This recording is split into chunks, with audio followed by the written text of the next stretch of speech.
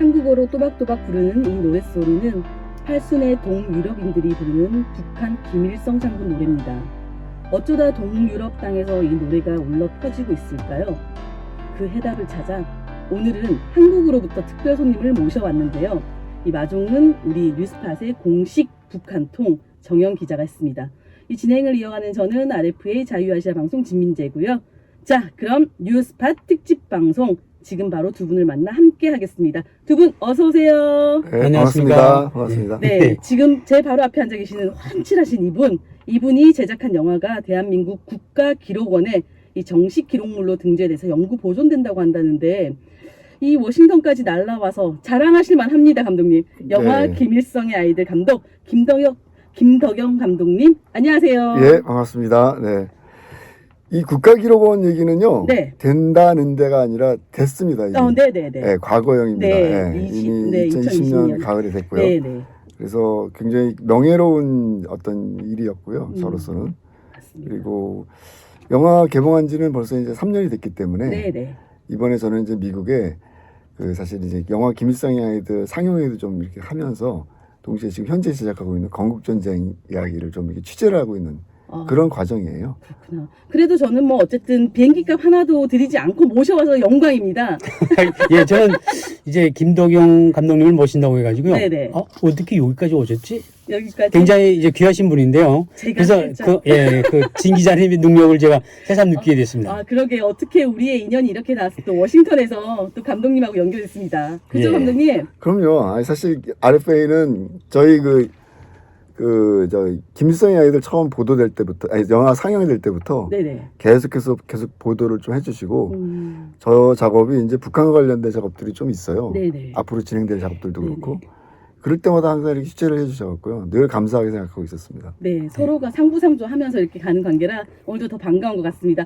일단 우리 정영 기자도 인사해 주셔야죠. 예, 안녕하세요. 저는 이제 뭐 북한 통으로 계속 북박이? 소개가 되고 있는데요. 북박이 예, 북한통 정영입니다. 예, 네. 반갑습니다. 네, 오늘 특집 방송이에요.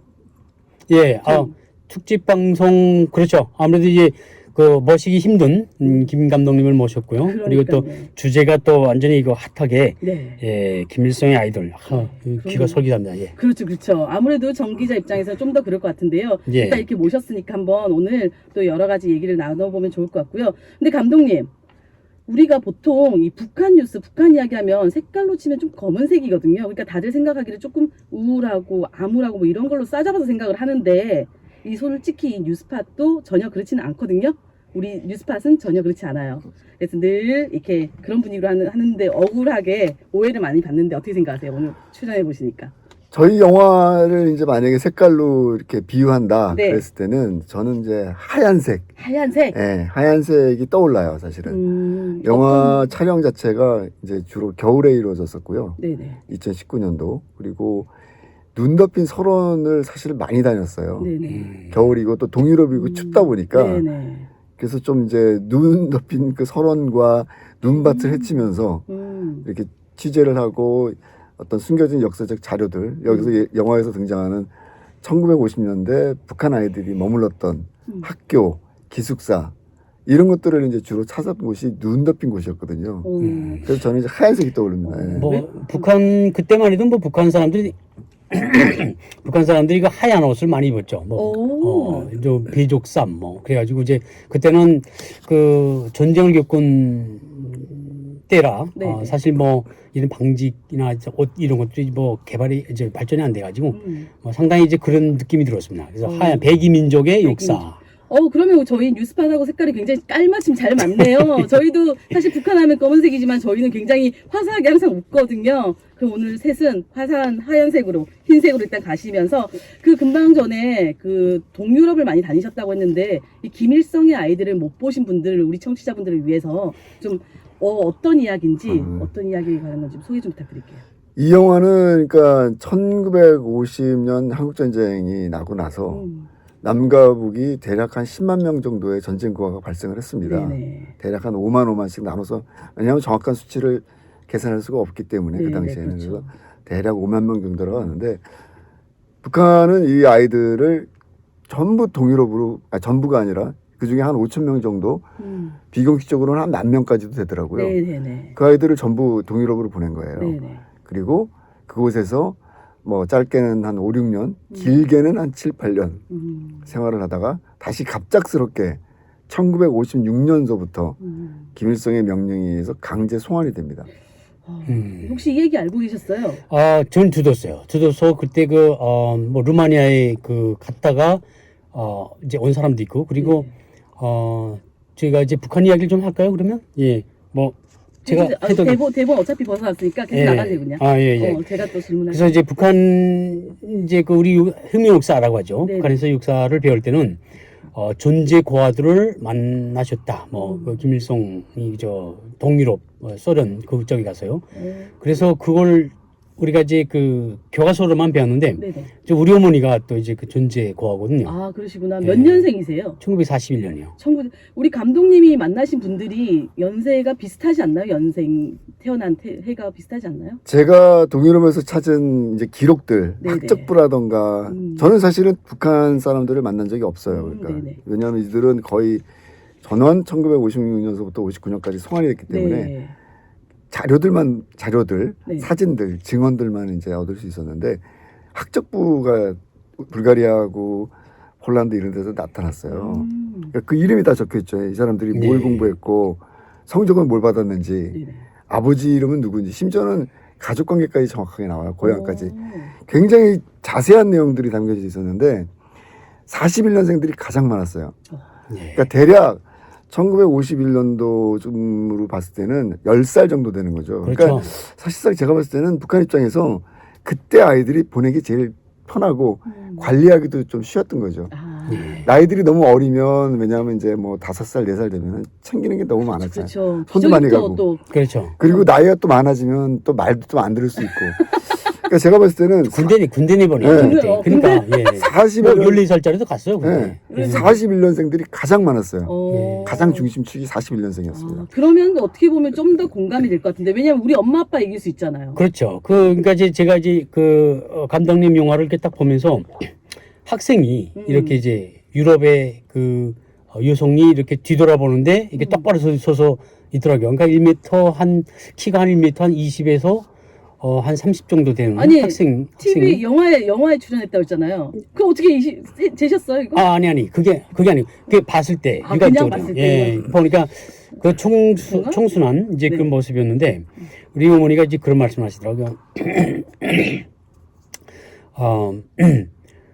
아빠 엄마가 한시에 돌아갔대요. 왜냐하면 자기가 이제 비행기가 와서 이 말 했는지 모르겠지만 미군 비행기가 막 왔대요. 그래서 뭐 방공으로 피하라 하니까 뛰어 들어가뒀는데 돌아보니까 집이 없어졌더래요. 그래서 집이 다 무너진 거예요. 그 다음에 폭격이 끝난 다음에 나와보니까 이제 아버지 어머니가 이제 돌아가신 거죠. 네네. 그래서 막 그랬는데 그때 노동당에서 이제 이제 존재고아라고 이제 이렇게 데려갔대요. 데려가서 이제 학원에 좀 가 있다가 전쟁통에 그때는 이제 중국인민지원군이라고 이제 중공군이 나가셨거든요. 그 사람들이 이거 우리 고향으로 데려가겠다. 그래서 막 데려가려고 했던 이제 그런 상황이라 그런 얘기를 가담가담 하셨어요. 그래서 잘 알아요. 근데 그렇게 보면은 사실 또 이 동유럽으로 갔던 전쟁 고아 같은 경우에 어떻게 보면 좀 사실 북한에 남은 것보다는 혜택을 좀 더 받았을 것 같거든요. 엄청난 혜택이었죠, 사실은. 그렇죠. 우리도 뭐 1950년, 60년대 이제 가난하고 힘들었을 때 해외 유학 가는 거는 쉽지 않은 거 아닙니까? 그렇죠. 이제 마찬가지로 보면 되고요. 그곳에서 굉장히 안락하고 편안하고 그런 생활을 했어요. 그러니까 제가 불가리아 한 노인하고 인터뷰를 하는데 그 노인이 그런 말 하더라고요. 자기 어렸을 때 이 빵에다가 버터를 발라먹는 게 자기 소원이었대요, 어렸을 때. 사실은 빵에다 버터 발라먹는 게 사실은 요즘 세상엔 네. 아무 일도 안 있어요. 그럼요. 사실은. 버터 하나 가지고 안 되죠. 한 2개, 3개. 네. 기본으로. 물론 네네. 뭐 북한은 좀 다르겠지만 어쨌든 네. 뭐 보편적인 우리 이제 그냥 자유민주주의 사회에서 살는 사람들이 네. 버터에다 빵 발라 먹는 게 소원이라는 사람은 아마 없을 거예요, 지금 네. 시대에. 근데 이제 그만큼 그 얘기는 뭘 의미하냐면은 힘겹고 가난했다라는 걸 얘기할 수 있겠죠. 그 당시에. 불가리아 자체의 생활도 힘들었다는 말씀인 것 같은데. 불가리아 사람들 얘기예요. 그렇죠. 지금. 불가리아 할머니의 증언 중에 네. 지금 말씀드린 것처럼 나의 소원 중에 하나는 그 당시 어렸을 때 10살 때 버터에다가 아니 빵에다가 버터를 발라먹는 게 소원이었다. 그러니까요. 그게 근데 사실은 이 말씀인 즉슨 사실 그때가 동유럽 같은 경우에도 굉장히 뭐 세계 2차 대전 이런 걸로 굉장히 그럼요. 힘들었던 때인데 또 힘든 나라의 아이들을 받았다는 그렇죠. 얘기잖아요. 그게 굉장히 중요한 얘기입니다. 네. 사실은. 그러니까 지금 말씀하신 것처럼 1945년도에 이제 전쟁이 끝나지 않았습니까? 네네. 제2차 세계대전이. 그러니까 애들이 도착했던 1950년, 51년 이때는요. 기껏 해봐야 5년, 6년밖에 안 된 거예요. 그렇죠, 그렇죠. 그러니까 뭐 폴란드, 루마니아, 불가리아, 체코, 헝가리 할 것 없이 동유럽 국가들도 전쟁을 복구해야 되는 거예요. 한마디로 얘기해갖고서는 전쟁 고아들을 받았지만 자신의 나라에 있는 자국의 전쟁 고아들을 위한 네네네. 시설들, 예를 네. 들면 기숙사라든가 고아원이라든가 네네. 병원 이런 것들을 굉장히 많이 지어야 되는 그 부족한 시점이었던 거죠. 네. 근데 이 아이들이 그때 받은 거예요. 그러니까 사실 이것이 처음에 출발 자체는 사회주의의 연대를 표방하고 있었지만 네네. 그 밑에서 이거를 아이들을 받았던 동유럽 나라들 입장에서는 네. 굉장히 많은 희생이 따랐던 겁니다. 그렇죠. 하나만 말씀드릴게요. 불가리아 같은 경우가 폴란드나 루마니아는 그래도 사정이 좋았어요. 불가리아는 지금도 그렇지만 농업국가거든요. 네네. 그렇기 때문에 경제적 기반 시설들이 굉장히 부족한 상태다 보니까 네네. 아이들을 위한 경제적 지원이 따로 나오지 않았어요. 국가적인 차원에서. 그래서 초창기에는 아이들을 집에서 받았어요. 그렇구나. 정영 기자님. 예. 정 기자. 예. 제가 질문 하나 할게요. 예. 더듬이가 몇 개예요? 도둠이, 뿔도둠이요? 네. 예, 2개? 2개죠. 예, 오늘 그렇죠. 제 더듬이가 굉장히 바쁘게 생겼어요. 지금 이 감독님은 또 김 감독님대로 또 영화에 대해서 굉장히 잘하시고 취재를 하셨기 때문에 예. 또 이 말씀도 제가 경청을 해야 되거든요. 근데 또 우리 정 기자 같은 경우에도 또 북한 사정을 너무 잘 알고 있거든요. 그래서 제가 오늘 제 더듬이를 최대한 잘 세워가지고 들어볼게요. 그 정 기자도 아마 이 부분에 대해서 좀 할 얘기가 있을 것 같은데. 아, 제가 이제 이북에 있을 때요. 네네. 그때, 저희 학급 동무의 친구, 학급, 친구죠. 학급, 친구. 클래스메이트, 그의 아빠가, 그 6.25 전쟁에 참가했던 이제 참전 용사였어요. 그러니까 비슷하죠. 그때 41년생이 아니고 이제 한 36년, 한 33년. 네. 그러면 이제 우리 친구의 아빠가 되거든요. 네네. 근데 그 사람이 이야기하기를 자기는 이제 폴란드, 그러니까 폴스카하고, 네. 그리고 이제 불가리아는 이제 볼가리아라고 하거든요. 네네. 그리고 이제 소련, 그쪽에서 그 소련을 위시로 한 이제 그 동구권 사회주의가 형성돼 있지 않았습니까? 네네네. 거기서 이제 소련에서 비행기도 나오고 박격포도 나오고 그 여러 가지 무기를 대줬고 소련과 지시를 준 것 같아요. 동유럽 나라들, 그러니까 이제 뭐 폴스카, 불가리아, 로마니아, 그리고 이제 체스코, 슬로벤스크 이런 나라들의 전제과들을 좀 받아가지고 이렇게 좀 대우를 해줘라. 그래서 사회주의 진영에서 어떤 이제 그 특별한 조치나 지시에 따라서 그런 게 이루어졌다고 생각이 됩니다.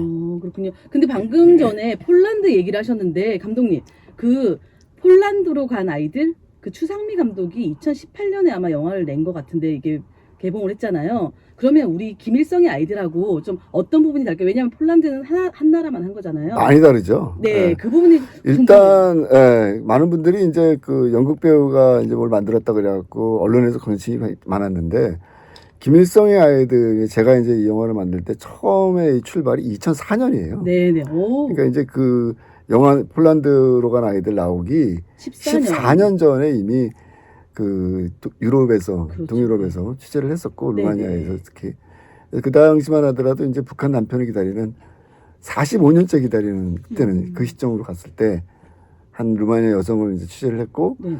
그가 북한 남편을 만난 배경이 바로 이제 이 북한 전쟁 고아들의 기숙사가 만들어지면서 아이들만 보낼 수가 없잖아요. 네네.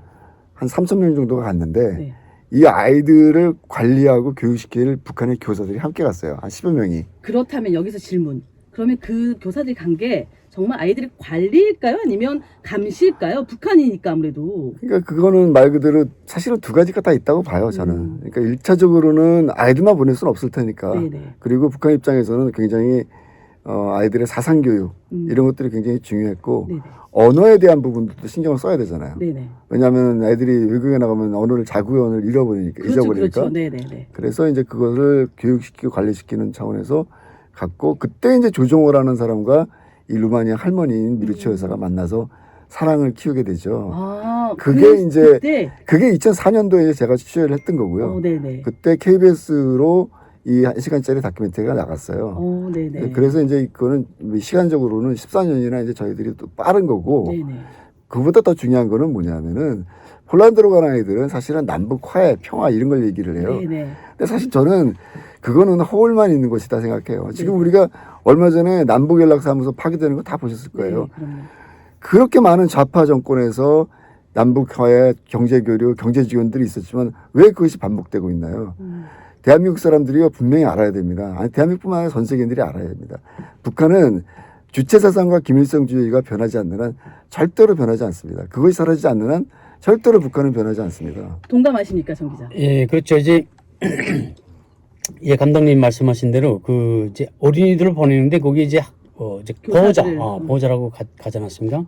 그 북한은 그때 그 끝나고 그 전쟁이 끝나고 굉장히 인력이 많이 부족했어요. 그러니까 남자가 또 특별히 부족이 있거든요. 네네. 그렇기 때문에 이제 잃어버려 이제 거의 한 5천 명이나 되는 이제 그 아이들을 뭐 방치했다가는 이제 어떻게 변할지 모르니까 네네. 인력이 굉장히 부족했던 북한으로서는 인력 관리도 해야 되고 또 사상이 이완될까봐 또 이제 감시도 해야 되는 거고 그때 전쟁이 끝나고 엄청난 그 이제 산하 그 양육 육성 그 정책을 폈거든요. 네네.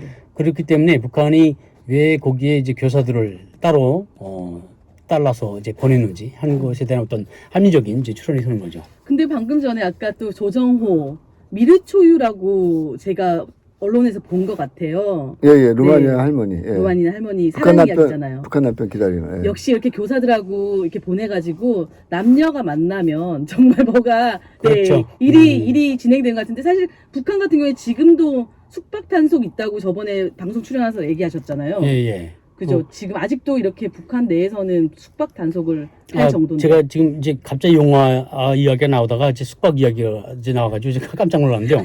뭐, 예, 숙박 이야기는 이제 그 아무래도 여러 가지가 그 이제 그 담겨 있는데 북한이 이제 그 인원 단속, 그러니까 사회주의 국가 시스템이라는 것은 사람들을 통제해야만이 이제 유지되는 그런 이제 그 사회거든요. 그렇기 때문에 유행 증명서 없이 다니는 사람들을 단속하기 위해서 이제 숙박 등록을 하고요. 그리고 이제 죄송합니다. 그 예를 들어서 이제 남녀 간의 어떤 사랑도 할 수 있잖아요. 네, 뭐 여러 가지로. 그런데 그것으로부터 이제 숙박 등록, 숙박 검열이라는 네, 이제 이런 검열. 이런 그런 이제 그 사회적인 통제 때문에 사실상 불이익을 받는 이제 그런 젊은 사람들도 많습니다. 그러니까요. 지금 2023년 이 시대에 북한은 아직도 숙박 단속 검열을 하고 있는데 그때는 1950년대였잖아요. 근데 국제 결혼이 허락이 됐나요? 그 당시 두 분도? 당연히 안 됐죠. 그래서 비밀리에 한 3, 4년 정도 비밀리에 연애를 했고요. 그러셨구나. 네, 결국에 이제 그런 노력 끝에 이제 결혼이 공식적으로 루마니아와 북한의 공식적인 첫 번째 이제 커플이 이제 만들어진 거죠. 어떻게 보면은. 그게 이제 폴란드나 다른 나라에서도 이루어졌습니다. 그 당시에. 근데 문제는 이제 그들이 결국에는 북한으로 1956년서부터 59년까지 아까 말씀드린 것처럼 강제 송환되면서 김일성의 명령에 의해서 전원 송환돼요. 네네. 그 과정에서 사실은 굉장히 슬픈 이야기들이 많이 발생하거든요. 네네. 시간이 있다면 그거 좀 말씀드리고 싶은데 네네. 그러니까 아이들이 1951년서부터 대략 한 56, 7, 8 그러니까 나라마다 사정이 다 다르기 때문에 네네. 시간이 좀 다를 수 있는데 대략 길게 잡아서 한 7년에서 8년으로 볼 수 있어요. 네네. 그럼 10살짜리 애가 가갖고 18살이 된 거예요. 사춘기가 넘어섰네요. 그렇죠. 성인이네, 그리고 거의. 이 아이들이 이제 정치적인 어떤 사상, 세상에 대해 눈을 뜨는 거죠. 어떻게 보면. 그럼요. 그 시기거든요. 네네. 이 시기가. 이 아이들이 유럽 선생님들 덕분에 네. 자유라는 단어를 배우기 시작해요. 이게 굉장히 중요해요. 네. 왜냐하면 북한 선생님들은 그런 걸 절대로 가르치지 않았거든요. 네네. 항상 모든 게 집단, 음. 그리고 김일성 중심으로 모든 게 이루어졌습니다. 교육이라든가 사상이라든가 이런 것들이. 네. 근데 이제 유럽 선생님들이, 북한 선생님들이 언어와 철학, 법 이런 것들, 사상에 관한 것들을 가르쳤고 네네. 유럽의 선생님들이 예술을 가르쳤어요. 예술을. 예를 들면 무슨 뭐 음악, 미술, 그다음에 예능을 이제 가르쳤네요. 문학. 근데 제일 중요한 게 사실은 문학의 힘이 그 위대한 거예요. 네네.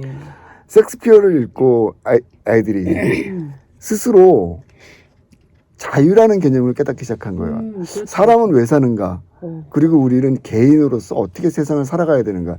이거는 북한 선생님들이 가르쳐 준 적이 없는 거예요. 근데 10살 때 가가지고 17살 때까지 그걸 배웠잖아요. 그러면 이제 좀 아, 그 10살 때는 사실 김일성 수령 뭐 이렇게 해서 굉장히 이렇게 굳어 있을 거란 말이에요. 근데 그게 풀어지기가 좀 쉬웠나요? 시간이 좀 걸렸겠죠. 그렇죠. 근데 이제 이게 거듭 말씀드리지만 유럽 선생님, 동유럽의 선생님들과 친구들하고 어쨌든 계속적인 생활적인 교류가 있었을 거 아닙니까? 네, 그러겠네요. 이게 아무리 그러니까 철통같이 가둬놓는다 하더라도 이 아이들이 자유롭게 뭔가 친구들을 만나고 할 수 있는 시간들은 여유 있었던 거죠. 네네. 그리고 중요한 게 아이들이기 때문에 언어가 빨리 습득이 되는 거예요. 네네. 처음에는 기록에 의하면은 말이 안 통하니까 서로 어색하고 서로 막뭐 싸우기도 하고 그랬다 그래요. 근데 애들이 1년만 지나니까 폴란드에 간 아이들은 폴란드 말을, 네. 루마니아 간 아이들은 루마니아 말을 기가 막히게 하는 거예요, 이제. 이렇게 일찍 가야 돼요. 저는 35살 때 미국 왔거든요. 네. 근데 영어가 안 되는 거죠. 그래서 어쨌든 애들이 어. 금방 애들이 이제 그다음부터는 친해지기 시작하고 그다음에 선생님들도 자유롭게 교류가 되고 그러다가 이제 결국에는 아까 말씀드린 것처럼 15, 16살 이렇게 되면서 이성에 또 눈을 뜨게 됩니다. 그러면서 결국에는 남들 몰래 사랑을 하고 연애를 하기 시작하는 거죠. 아이들이니까. 근데 사실 그거는 17, 18살 아이들이 자연스럽게 그럼요. 세상에 눈을 뜨는 과정이거든요. 네네네. 그럼요. 그러면서 결국에는 심지어 동거를 하는 커플들이 생겨요. 그 시제. 물론 극소수지만. 네. 자, 그러니까 이게 1950년부터 거듭 말씀드리지만 김일성의 강제 송환이 이루어졌단 말이죠. 네네. 그래 이 아이들 입장에서 어떻게 되겠어요? 심지어는 아이도 있는 아이들이 있는데 동유럽 사람들과 결혼은 아니죠. 그러니까 비밀 연애를 하다가 아이가 생긴단 말이에요. 그런데 갑자기 전원 북한으로 송환돼야 된다. 자, 이런 상황이 됐을 때 그가 선택할 수 있는 방법은 하나밖에 없었어요. 기숙사 담장을 뛰어넘는 거죠. 그러면서 어디론가 사라져버리고 탈출하는 거죠.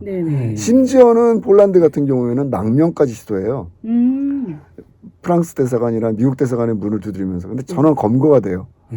그 기록, 네, 그렇죠. 그 기록들이 있어요. 그렇기 때문에 이게 이제 굉장히 안타까운 사실 어떤 역사가 되는 것이고, 아까 굉장히 우리 정영 기자님께서 중요한 말씀하셨는데, 저 하나만 부탁해요. 네. 저는 북한에서 생활해 본 적도 없고 북한 가본 적도 없는 사람이지만 네. 김일성의 아이들을 16년 동안 이거를 이제 리서치하고 연구하면서 네. 북한에 대해서 그걸 좀 많이 알게 됐어요. 자각도 하겠고. 근데 천리마 운동 얘기를 많이 한단 말이죠. 네네. 그러니까 아까 이제 폴란드로 간 아이들 같은 경우도 그렇게 얘기를 결론을 내려요. 천리마 운동 때문에 노동력이 부족했기 때문에 이 아이들이 필요했다. 글쎄요. 정말 이 아이들이 필요했다면은 이 아이들을 왜 뿔뿔이 1명, 2명, 3명씩 북한 전역에다 흩어놨을까요? 아까 그러면은 아까 말씀하신 이거는 내용을 유추해 보면 굉장히 중요한 얘기예요. 우리가 전 두 가지 말을 쓰고 싶은데 주체 사상을 우리가 그동안 1960년대부터 시작됐다고 얘기를 하는데요. 네네. 제가 연구한 바에 의하면은 1940년대 이미 주체 사상의 맹아적인 형태들이 발생을 합니다. 그 아까 우리 말씀하신 것처럼 동유럽의 그 할머니들이 할아버지들이 한국말로 노래를 부르잖아요. 네네네. 그건 나중에 뭐 틀어줄지 모르겠는데 그 노래가 김일성 장군의 노래예요. 네네. 김일성 참가입니다. 근데 아마 잘 아실 거예요. 북한에서 오신 분들 기억하세요, 근데? 우리 너무 많이 불러가지고 그 결혼식 날 신랑 신부가 부르는 노래가 그 김일성의 노래예요. 아니 결혼식 날 신랑 신부가 그러니까 이제 노래를 다른 걸 모르는 거예요. 그러니까 뭐라냐면 이제 남자 여자가 이제 얼굴 보다가 준비를 못했으니까 네. 뭘 부를까요? 그러니까 장백산 줄기줄 부를까요? 압록강 구비구비를 부를까요? 이렇게 했던 이제 탈북하신 지 꽤 되셨죠? 23년 됐습니다. 한번 불러보세요. 장백산 줄기줄기 피어린 자루. 바로 나오잖아요. 네. 지금 이건 완전히 그냥 20몇 년이 되셨지만 네. 아니 이건 좀 여러 번 경험한 세네요, 거거든요. 북한에서 이제 나오신 분들이 한국 같은 경우에는 탈북한 이후에 하나원에 거주를 하잖아요. 네네. 근데 요즘 중국 사람들이 이제 그 탈북 지원금 받기 위해서 위장 탈북을 하는 사람도 있대요. 예, 그 있어요. 하나원에서 관리자들이 이 사람들과 왜냐하면 말이 비슷하고 생김새도 똑같은데 어떻게 구분해요? 구분할 수 있는 방법이 딱 하나 있답니다. 그게 뭐냐? 취침 시간이 끝난 다음에 네. 다 잠든 다음에 새벽 4시, 3시 이럴 때 갑자기 의심스러운 사람한테 가갖고 모르는 대로 깨우는 거예요. 김일성 장군의 노래 불러봐. 오. 예를 들어서. 그랬을 때 바로 튀어나오지 못하고 뭐 주저주저하는 사람, 그거는 100% 북한 사람이 아니라 중국 사람이라는 겁니다. 조선족. 그 사례가 있습니다. 영국으로 가는 이제 중국 조선족들이 있었거든요. 네네. 탈북인으로 가장해가지고. 네네. 왜냐하면 그 비자 받기 어려웠으니까. 오. 근데 너 이제 심사관들이 너 김일성 장군 노래 불러봐. 이러니까 잘못 불러요. 그러면 그런 이제 얄짤 없습니다. 얄짤 그래서 이 영화에서 그 김일성 장군의 노래는요. 네네. 나중에 영화를 안 보신 분들은 꼭 주목해서 보셔야 돼요. 어떻게 60년, 70년이라는 시간이 흘렀는데 네네. 한국어를 전혀 못하는 불가리아의 노인들이 네. 그 노래를 와. 거의 완벽한 한국어로 부를 수 있을까? 저 그거 노래 듣고 정말 깜짝 놀랐어요. 그래, 저도 깜짝 놀랐어요. 근데 저는 현장에서 김일성 장군의 노래를 모르니까 네네. 촬영을 하면서 이게 무슨 노래지 생각했는데 나중에 알고 보니까 그 노래가 바로 김일성 장군의 노래. 김일성 창가였던 거죠. 네, 맞아요. 네네. 근데요, 여러분 중요한 게 있습니다. 이 노래가 언제 만들어졌는지 아세요? 언제 만들었습니까? 1940 이러면 잡혀가는 거예요. 1947년에 만들어졌습니다. 오. 자, 그러면요. 우리가 좀 남북한을 비교를 해보자고요. 네네. 1947년 남한은 뭘 했나요? 그 당시 어떤 상황이었나요? 47년에 저희 엄마 태어났어요. 그러셨어요. 1947년 대한민국 정부가 공식적으로 그렇죠. 들어선 게 건국이 된 게 예. 1948년 8월 네. 15일입니다. 네. 47년이면요. 대한민국은 나라도 세우지 못했을 때예요. 그 당시 좌익과 우익이 신탁이니 반탁이니 하면서 한창 싸우고 막 이럴 때예요. 이미 그때 북한은 정리가 모든 게 됐다는 겁니다. 그렇죠. 이것을 우리가 이해를 해야 된다는 거예요. 이미 김일성을 중심으로 해서 북한은 모든 국가적 청사진이 그려져 있었다. 이것을 대한민국 사람들이 꼭 인식을 해야 되고요. 아까 이제 얘기하다가 좀 약간 새끼를 네, 했는데 괜찮아요. 이 천리마운동에 대한 인식, 이것이 왜 중요하냐? 이 북한 전쟁과 역사와 관련해서 이 아이들은요, 제가 기록에 의해서 밝혀낸 바에 의하면 굉장히 스마트한 아이들이에요. 네네. 왜냐하면 1950년대 북한에서 어떻게 보면 헐벗고 굶주리면서 제대로 배울 수도 없었을 거 아닙니까? 그 그렇죠. 당시에. 이 아이들은 유럽에서 하루에 5끼를 먹었어요. 어. 기록에 의하면. 간식까지 포함해서. 그렇죠. 많이 먹을 나이죠, 또. 5끼를 먹을 정도로 그만큼 풍족한 생활이었고 네. 그만큼 아이들이 앞선 선진적인 유럽의 문명을 접수할 수 있는 기회들이 굉장히 많았던 겁니다. 네네. 그리고 북한에서는 감히 상상도 할 수 없었던 이런 자유세계의 문학들을 선생님들이 읽어주면서 이해할 수 있는, 그러니까 한마디로 앞선 선진적인 문명과 자유에 대한 생각들, 이런 것들을 깨달은, 그리고 굉장히 스마트한 똑똑한 이런 아이들이었어요. 자, 이런 아이들이 아까 말씀드린 것처럼 비공식적으로 10,000명이에요. 네네. 10,000명이라는 숫자는요, 엄청난 숫자입니다. 나라를 인력. 뒤집을 수도 그렇죠. 있는 숫자죠. 그렇죠. 그런데 대한민국이 어땠습니까? 50년대. 우리 인재를 갖다 계속 보내고 50년대 미국이라든가 유럽에 보내서 헐벗고 굶주렸지만 그 인재들이 다시 대한민국에 들어와서 오늘날 대한민국의 번영을 만들었습니다. 네네. 마찬가지 논리예요. 북한도 이 1만 명의 아이들이 북한 사회에 들어가서 북한 사회 곳곳에서 만약에 자기 역할들을 했다면 다르게 정치, 되시죠. 경제, 사회, 문화 할 것 없이 오늘날의 북한은 분명히 변했을 겁니다. 우리 정영 기자님 그런데 저기 북한에 그대로 있었을 거예요. 그러니까요. 근데 왜 이 아이들을 누가 제거를 했는가? 거기에 다시 등장하는 게 김일성입니다.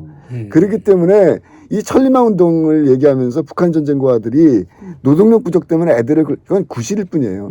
이 아이들은 기록에 의하면 전원이 어디론가 사라져 버렸어요. 그거를 우리가 인식을 해야 됩니다. 그러니까 제가 안 그래도 오늘 김 감독님이 오신다고 그래서 혹시 북한 계실 때 그 동유럽에서 자랐다 왔던 그런 분들 얘기 들어봤냐 했더니 한 명도 없다고 그러더라고요. 그게 중요한 거예요. 그러니까 예. 이제 죄송합니다. 이제 북한 교과서에 그렇게 돼 있어요. 김일성이 결시에 있어요. 청소년들이 그 세계관이 형성되는 시기가 언제냐? 그러면 10대부터, 그러니까 10살부터 네. 14살, 5살까지거든요. 네네. 이때 놓치면 사실 이제 사상이 완전 변한다. 아. 그런 그 결시가 있어요. 그렇기 때문에 그때 사상교양 사업을 심화시켜가지고 조직생활 그리고 이제 사상투쟁 이런 걸 많이 이제 시키거든요. 북한에서. 그런데 이제 말씀하신 대로 이제 10대에 41년생이니까 이제 10살에 갔죠. 네네. 근데 이제 동유럽의 그 사회주의, 이제 소위 이제 그 자유, 네네. 이 의식을 받아들이기 시작하면 이거 감당이 안 되거든요. 그래서 네. 긴급 호출을 한 걸로 이제 생각이 되고요. 그리고 이제 말씀하신 대로 천리마 운동은 사실 그때 천리마 운동이 1958년도부터 시작됐거든요. 58년, 네. 그러면 이제 한참 일할 나이예요. 네네. 뭐 힘도 세고. 그러니까 노동력이 부족했던 부분도 있었을 거예요. 왜냐하면 이제 천리마 운동이라는 게 중국에서 대약진 운동이라고 이제 비슷해요. 사회주의 역사들을 보면 중국이 큰 형리니까 네네. 거기서 뭘 운동을 벌이면 김일성이도 이제 따라서 이제 그런 유형의 운동을 벌였거든요. 네. 그때 그 천리마 운동 때, 대약진 때, 이제 그 중국에서는 한 4천만 명이 굶어 죽었어요. 네네. 예, 그 이제 먹을 것 때문에. 근데 이제 북한은, 거의 이제 한 10년 동안 이제 그 소위 이제 존우복구원서라고 해서 이제 그 기반을 닦았죠. 그리고 이제 제가 못 만났던 것은 이제 동유럽, 이제 태생의 사람들을 못 만나갔어요. 왜? 이 사람들 말 못했어요. 말 못했어요. 말 못하게 그래서? 했어요. 왜냐하면 잡아갔으니까. 예, 뿔뿔이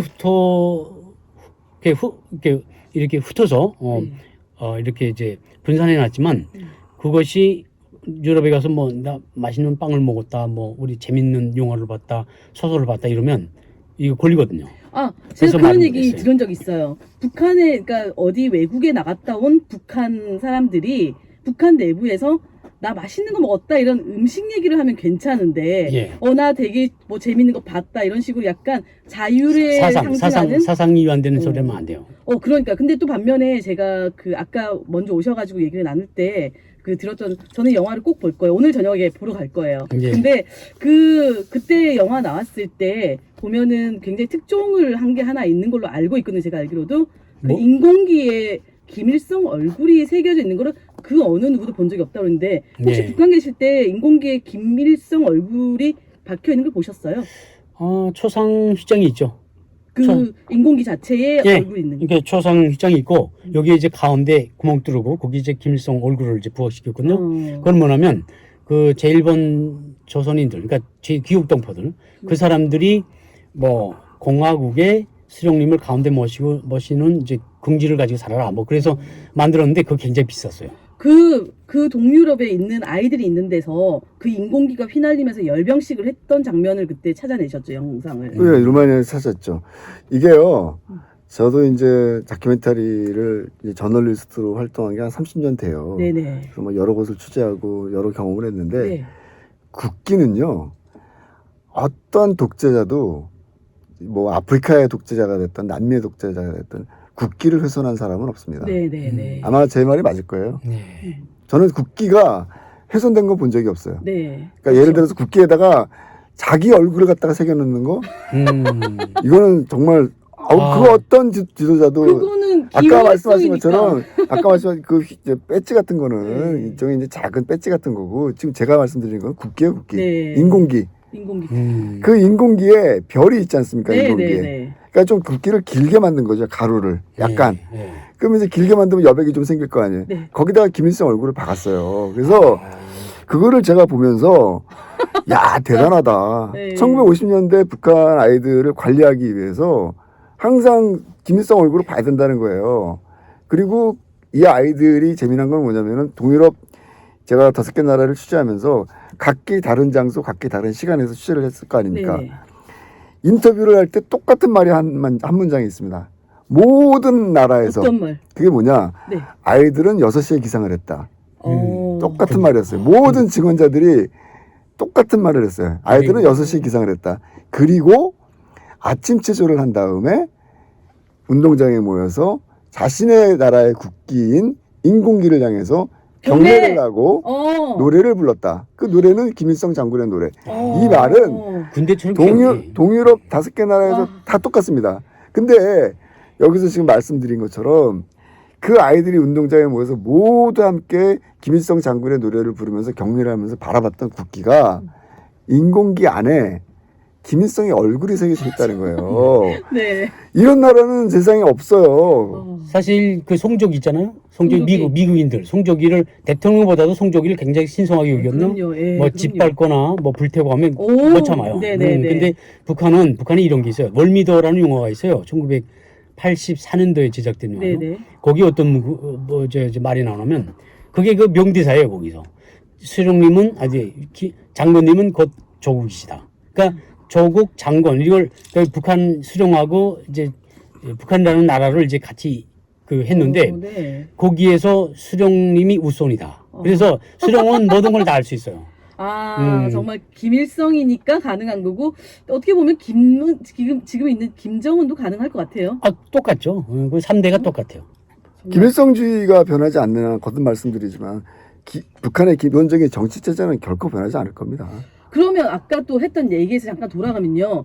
그 기차를 태워서 보냈다고 했잖아요. 근데 보내고 나서 이 아이들이 분명 북한 안이 창살 없는 감옥이나 마찬가지일 거거든요. 만약에 갔다 하더라도. 근데 그런 아이들이 거기서 잘 살았나요? 혹시 소식? 자, 이게 제가 이제 북한에 들어가 본 적이 없기 때문에 그것이 어디고 뭐 어떤 환경인지는 솔직히 제가 경험해 보지 못했기 때문에 말할 수가 없습니다. 네네, 근데 저도 마찬가지예요. 어떤 거를 근거로 해서 얘기할 수 있느냐? 네네.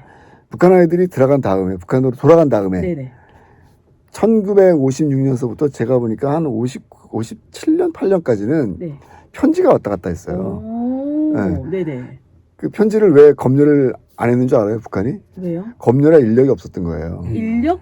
사람 많지 않나요? 아니, 제 얘기 무슨 말이냐면은 폴란드에 생활했던 아이는 폴란드 말로 편지를 썼을 거 아니에요. 그렇구나. 네네. 불가리아에서 갔던 애들은 내고. 불가리아로 했어. 그러니까 그게 제대로 아이들이 워낙 많고 네. 그러니까 일일이 그거 갖다 검열할 수 있는 네, 능력이 안 네, 되는 네, 거예요. 네, 그러다 그러겠네요. 보니까 초창기에는 어떤 일이 벌어지냐면 아이들이 마음껏 자기 생각을 다 표현하는 거예요.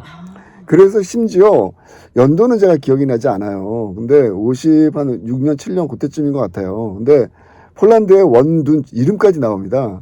성명까지 원둔촌이라는 한 12세에서 14세 되는 아이로 추정이 되는데 네네. 제가 봤을 때 이 아이가 첫 번째 제2로 탈북자예요.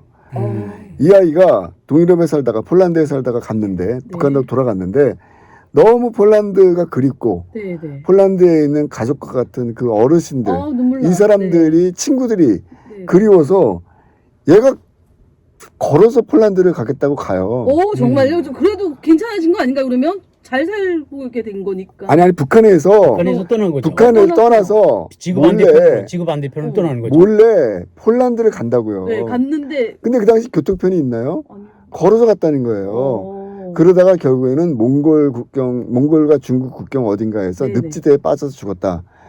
못 이게- 가고 폴란드로. 이게 그 북한 아이들 친구들 원돈촌이라는 이름을 가진 아이의 친구가 이거를 편지에 적어서 폴란드에 있는 선생님들한테 보낸 거예요. 그래서 그 폴란드 선생님이 그 편지를 받고 너무너무 가슴 아팠다고 하는데 그런 기록들이 있는 겁니다. 그러니까 북한을 들어가 보지 않았지만 왜 그 당시에 아이들이 어떤 심정이었고 어떤 생활을 했는지를 추정해 볼 수 있는 게 바로 이 아이들이 직접 자신의 손으로 쓴 편지입니다.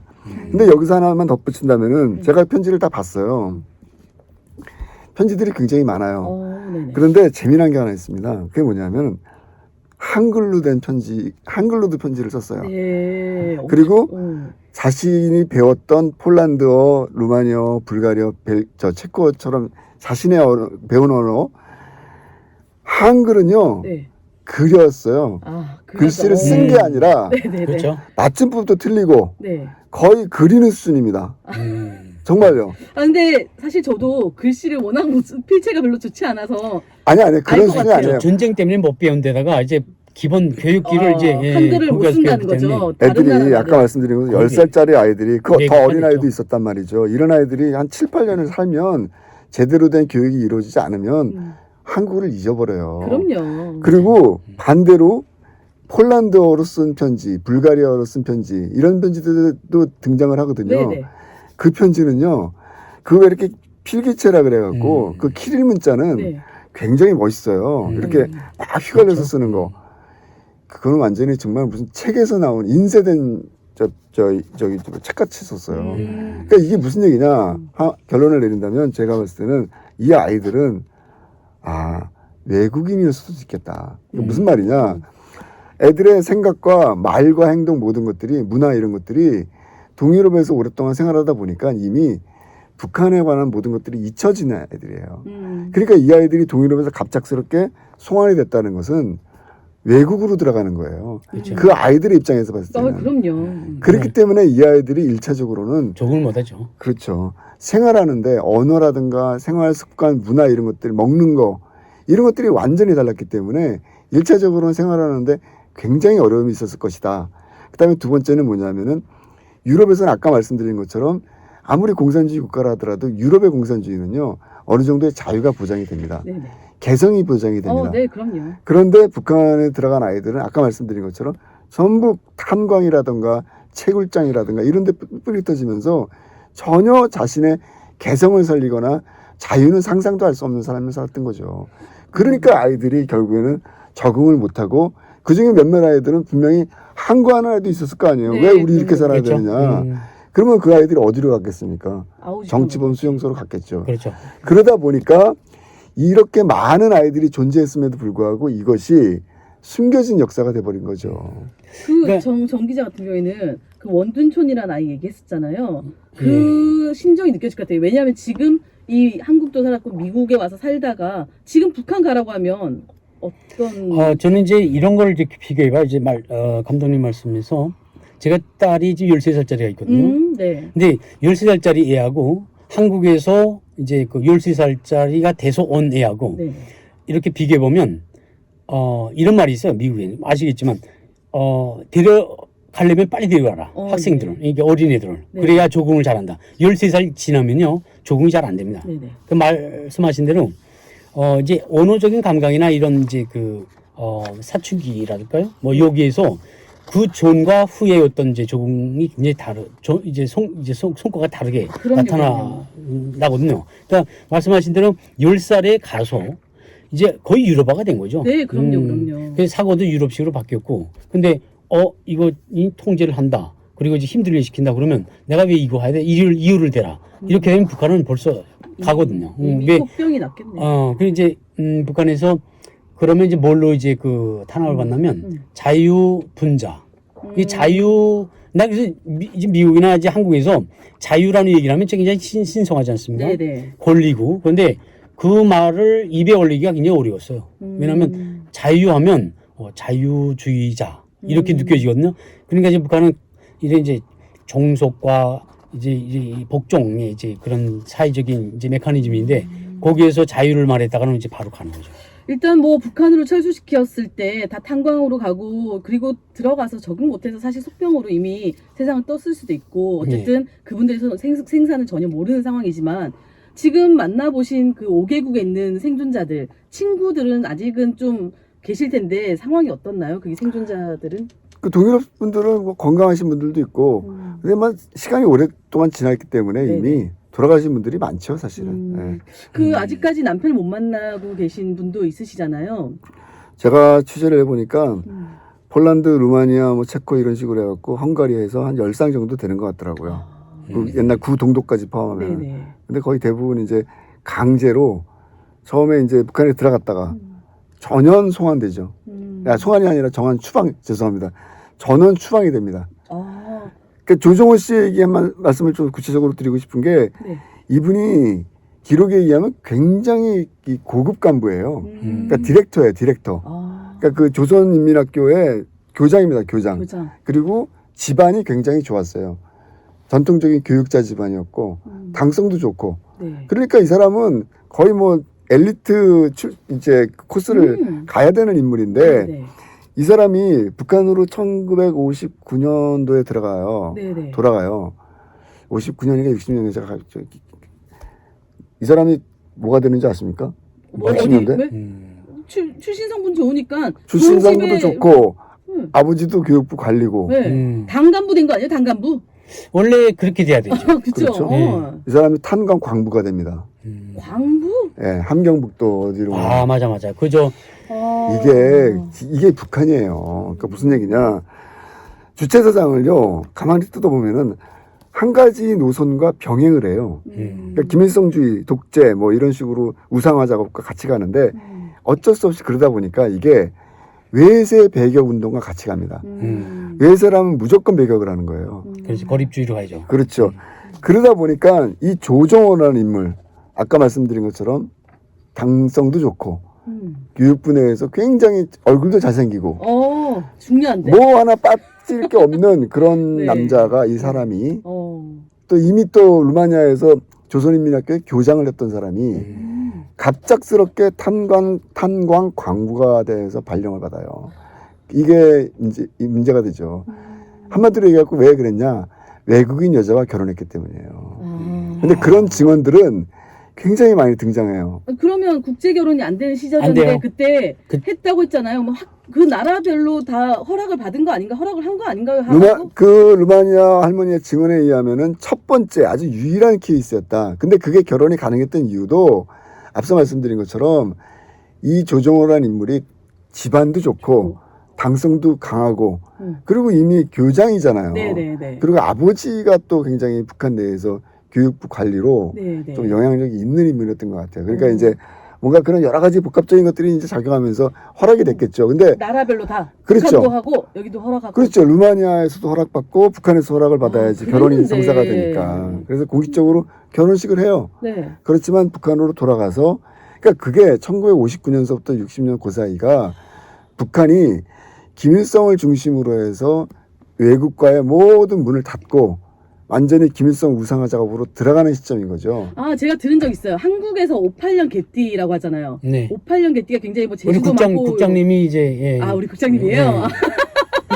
예. 근데 그 북한에서는 제가 들은 얘기가 북한에서는 또 반면에 58년도가 아마 김정일이 김일성 대학을 졸업하고 사회주의로 뭐 체계가 변한다 그런 얘기를 들은 것 같은데. 참 제가 이제 그 할 소리는 많은데 할 소리 뭐냐면 이제 그 감독님이 현장에서 막 취재를 하셨잖아요. 그리고 이제 네. 여러 가지 추론 네. 이런들을 이제 내놓으셨는데 그때 제가 이제 그 왜 그런 일이 발생했는가를 이제 이론적으로 백그라운드를 이제 보충할 수 있는데 뭐냐면 북한이 그때 수종주의 교조주의를 그 반대해서 엄청나게 사상 교양 사업을 많이 했거든요.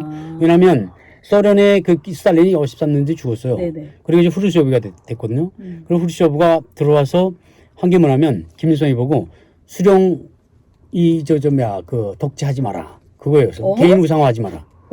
왜 김일성이 지금 자꾸 만들잖아요. 지금 자기 네. 일을 중심으로서 이제 그 세력을 꾸리고 이제 유난파, 남노당파 그리고 소련파 다 숙청했거든요. 그러니까 그렇게 하지 말라고 했는데. 그때 이제 북한은 뭐냐면 우리 독립주의로 우리 자주길을 가겠다. 그러면서 외세를 촉결했거든요. 그래서 외부 문물을 촉결하면서 외부에서 이제 교육을 받았던 사람들 전혀 안 썼어요. 그때 탄광광산을 보낸 거죠. 탄광광산 그 좋은 사람을 출신 성분이 좋고 잘생긴 사람을. 그리고 북한 하나 더 덧붙이면요. 북한에서 국제 결혼이 잘 안 돼요. 지금도 그렇나요? 그럼요. 순혈주의라고. 그래서 중국에 팔려갔던 북한 여성들이 중국 애를 가지고 임신하지 나잖아요. 네. 그러면 그 강제낙태하고 이제 그런 논란에 이제 계속 중심이 서 있거든요.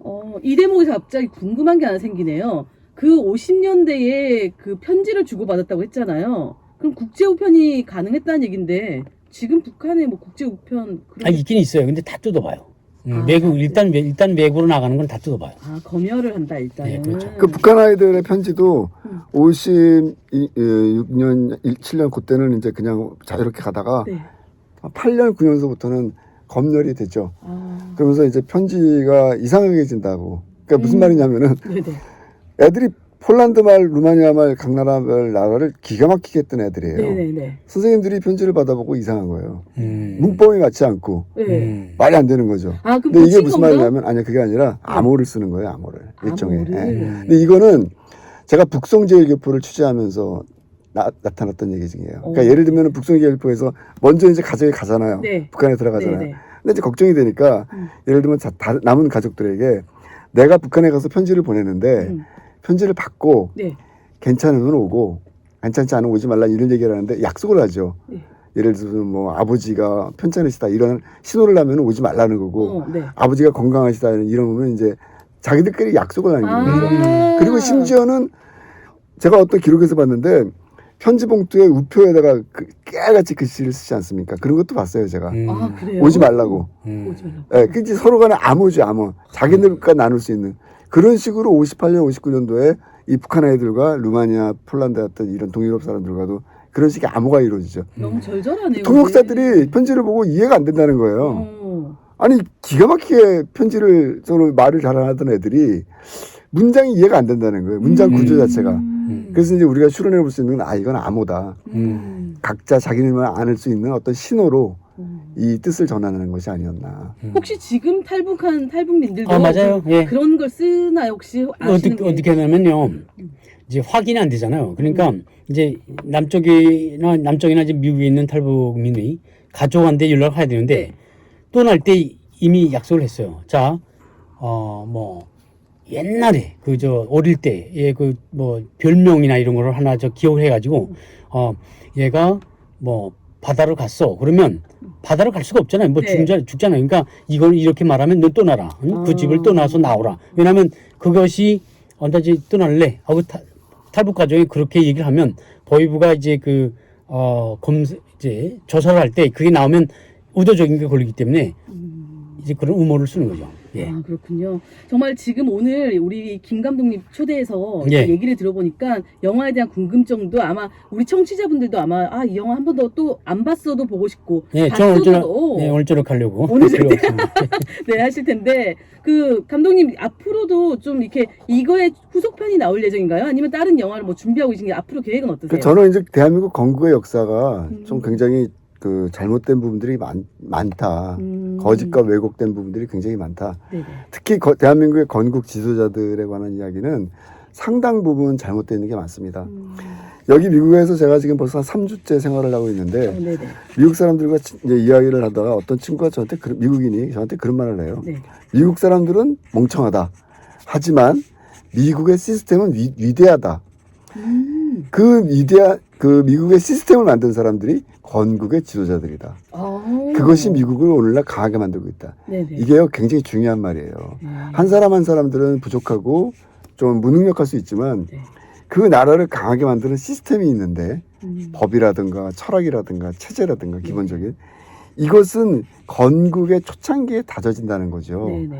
대한민국도 마찬가지입니다. 건국의 역사를 올바로 기록하고 그 사실이 무엇인지를 인식하는 게 굉장히 중요하거든요. 네네. 그래서 제가 지금 영화를 만들고 있어요. 건국전쟁이라는 영화입니다. 건국전쟁. 대한민국의 역사를 올바로 기록하고 특히 건국 45년 이후서부터 한국전쟁 직후인 53년 이때까지 건국 지도자들이 대한민국을 올바로 만들기 위해서 노력했던 그 많은 것들. 그러면 그게 한국에서 듣는 증언만으로는 좀 부족할 것 같은데. 그래서 지금 미국에 온 거죠. 여러 가지 그러시구나. 자료들. 특히 이제 이승만 대통령에 대한 부분들은 너무 잘못돼 있어요. 지금. 네네. 지금 이승만 대통령은 완전히 그 인기 조사하면은 바닥에서 한 2등 정도 하시더라고요. 보니까. 너무 정말 한심한데 이런 상황 자체가. 이것은 그동안 한 70년, 60년 동안 대한민국의 언론, 그 다음에 좌파 지식인들이 굉장히 이승만에 대해서 잘못된 사실관계들을 알려줬기 때문에 이런 일들이 벌어졌다고 생각하거든요. 사실 우리 전쟁고와 이 영화 김일성의 아이들에도 보면 그 한 분 한 분 동유럽을 찾아가서 어려움도 다 겪으시면서 정말 제대로 된 자료나 이런 것들을 많이 검증해서 이렇게 보여주셨잖아요. 그것처럼 이번에 하시는 이 작업도 조금 항상 정말 그 정치적이 아니라 정말 사건에 대한 그 근거에 추론된 그런 것들이 많이 나와서 정말 사람들이 우리 역사를 바로 알 수 있는 기회가 됐으면 좋겠습니다. 가장 중요한 게 진실을 우리가 도달하기 위해서는 사실에 기초해야 됩니다. 누군가의 어떤 왜곡된 인식이나 누군가의 감정에 섞인 이야기만으로는 결코 진실에 도달할 수 없어요. 그러면 결국은 그 객관적 사실이 무엇인가 그것을 인식하는 게 굉장히 중요하고요. 이 북한 전쟁 관련해서 제가 마지막으로 한 말씀만 꼭 드릴게요. 이 북한 전쟁과 제가 지금 새롭게 제작하고 있는 건국 전쟁의 연관성에 대한 얘기인데 네네. 저는 한 나라가 정상적으로 발전하기 위해서 인재가 정말 중요합니다. 그럼요. 그런 측면에서 봤을 때 정말 이 유럽에서 앞선 선진적인 문명과 자유적인 사상 이런 것들을 깨달았던 북한의 1만 명의 이 전쟁고아들은 북한의 역사를 바꿀 수 있었던 굉장히 중요한 인물들이었다. 우리가 기록해 보면은 1974년인가요? 그때 처음으로 우리가 GDP에서 북한을 앞서요. 네네. 50년, 60년, 70년 초반까지 북한보다 우리가 못 살았어요, 대한민국이. 그러면 이 1만 명의 아이들이 북한의 곳곳에 제대로 자기 역할들을 하고 앞선 선진적인 기술과 문명을 갖다 북한에 전파했다면 북한 사회는 지금과는 너무나 다른 사회로 바뀌었을 거라고 저는 단언합니다. 네, 그런데 네. 이것이 김일성이라는 한 사람을 위해서 전원이 희생된 거예요. 네. 반면에 대한민국의 건국주의자들은 어땠는가? 특히 이승만 대통령. 마지막으로 한 말씀 드리겠습니다. 1951년도에 대한민국에서 전쟁통이죠. 한국전쟁통에 대한민국에서 전시학교가 만들어집니다. 네, 네. 전시학교가 뭔지 아세요? 전쟁통에 학교를 만든 거예요. 네. 전쟁통에 학교를 만든 나라는요. 세계 역사에서 유례를 찾아볼 수 없을 만큼 아주 특이한 겁니다. 네, 네. 두 번째, 그 전쟁통에 총을 들고 나가서 싸워야 될 젊은이가 그렇게 많이 필요한데 대학생이 되면 군 면제가 돼요. 이런 나라가 대한민국이에요. 왜 그러면 이승만 대통령이 전쟁통에 대학생들이 만약에 대학생이 되면 대학교에 입학하면 군 면제를 했는가? 너희들은 전쟁이 끝난 다음에 대한민국을 이끌어 나갈 대한민국의 발전을 이끌어 나갈 인재가 되라는 뜻에서 군 면제를 합니다. 대한민국이 오늘날 발전할 수 있었던 북한보다 앞설 수 있었던 가장 중요한 것은 인재를 보호하고 인재를 양성하고 교육의 힘을 갖다가 제대로 썼던 바로 그것. 저는 이것이 오늘날 북한과 대한민국을 근본적으로 갈랐던 가장 중요한 원인이라고 생각하고요. 네. 건국전쟁이라는 영화는 이런 내용들을 다루게 될 겁니다. 그래서 여러분들이 많이 좀 응원해 주시고 많이 좀 힘을 주시죠. 네. 함께 응원하겠습니다. 저희도. 네, 네. 오늘 두 분 말씀 감사합니다. 네, 안녕히 계세요. 네. 수고하세요. 우리 삶이란 세월이 흐르면 추억만 남기고 사람은 사라집니다. 1940년대 초반에 태어난 분들이라면 이제 80의 문턱도 넘어섰을 겁니다. 이 전쟁의 폐허 속에 맺은 인연이었기에 더욱 깊은 사랑과 또 우정이 뿌리 내렸을진데 이 7년의 만남 그리고 이 평생의 헤어짐을 인내하고 살아야 했던 영화 김일성의 아이들 속 전쟁 고아들에게 동유럽은 다시는 갈 수 없는 평생 마음의 고향으로 새겨지지 않았을까요? 뉴스팟 오늘은 영화 김일성의 아이들 김덕영 감독님과 이야기 나눠봤습니다. 청취해 주셔서 감사합니다. 내일 뵙겠습니다. 네, 감사합니다. 감사합니다. 감사합니다.